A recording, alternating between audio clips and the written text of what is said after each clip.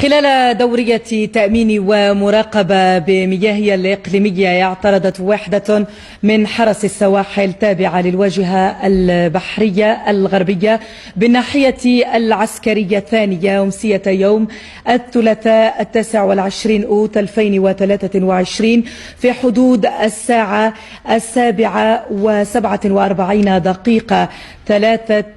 دراجات مائية قامت باختراق مياهنا الإقليمية، وبعد إطلاق تحذير صوتي وأمرهم بالتوقف عدة مرات الذي قوبل بالرفض، بل وقيام أصحاب الدراجات المائية بمناورات خطيرة. وبالنظر إلى أن هذه المنطقة البحرية الحدودية تعرف نشاطا مكثفا لعصابات تهريب المخدرات والجريمة المنظمة، وأمام تعنت أصحاب هذه الدراجات المائية قام أفراد حرس السواحل بإطلاق عيارات نارية تحذيرية،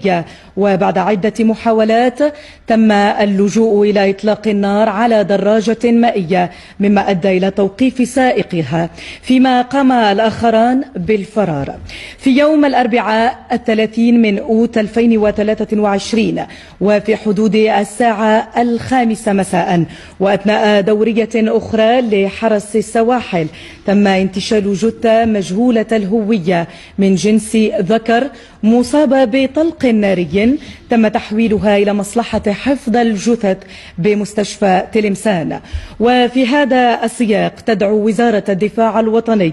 مختلف وسائل الإعلام الوطنية ورواد شبكات التواصل الاجتماعي والمواطنين إلى عدم الانسياق وراء الأخبار المغرضة المتداولة والتي تستهدف المساس بالصورة المشرفة للجيش الوطني الشعبي.